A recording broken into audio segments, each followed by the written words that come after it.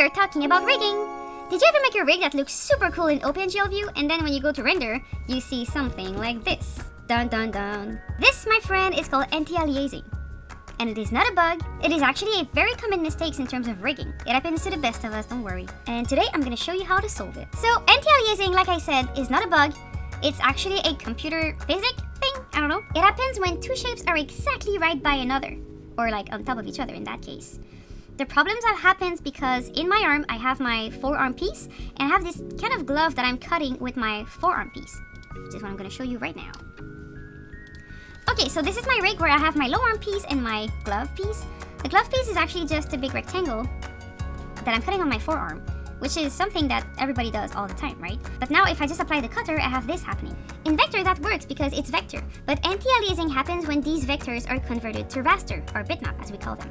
The computer is not able to show you exactly things as sharp as they are in OpenGL. And that is just computers. That's how they work, right? I'll post a link in the description below if you want to learn more about the whole like vector and bitmap thing. But essentially the problem is that a rendered pixel can only have one value or color. Like a pixel cannot be a gradient itself. Like it's part of a gradient, but like you only have one information per pixel. So the line you see here is like the invisible gap between the two pieces. Now to solve the issue, do not do this. This is evil. Now I know there is a trick that has been going on in the world, and that trick says that if you connect multiple composites to each other, the anti-aliasing goes away. Well, no, it doesn't go away. You're basically just like expanding the drawing until the anti-aliasing is no more. But that technique right there is exactly the same as going in Paint and saving your drawing multiple times until like you get a nice gradient, which is actually your image getting shittier and shittier each time you save. Yeah, so by connecting multiple composites, each time you connect them, they're re-rendering your image and they're making it like a little bit bigger every time. But this is really wrong because each time you reconnect another composite, not only are you just damaging your image, you're also asking these composites, especially if they're in pass-through, that's even worse. You're asking Harmony to reread everything that is connected to these composites. So this is incredibly damaging to our rig and it is incredibly heavy. Never do this under any circumstances. Like, I was taught that by people in a studio. So even if it's in a studio, I swear this is not how you solve anti-aliasing. Don't do that.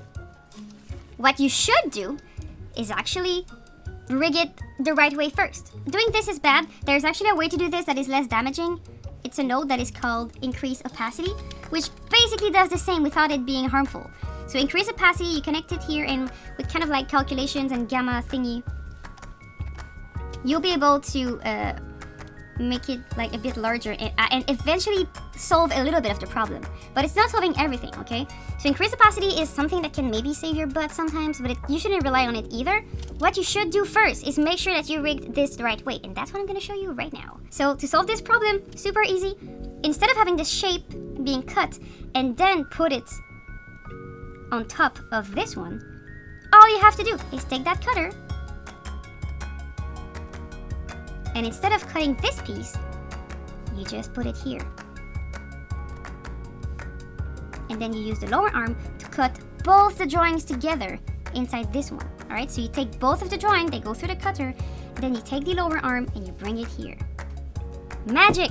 Your problem is solved. You have to use like 5,000 composite linked to each other to make your rig explode. You didn't have to use this new fancy contraption node to fix it. You just had to rig it the right way from the get-go. Alright, so if possible, always combine your things together before putting them in a cutter. Now with that, I wish you an amazing day, and I'll see you next week.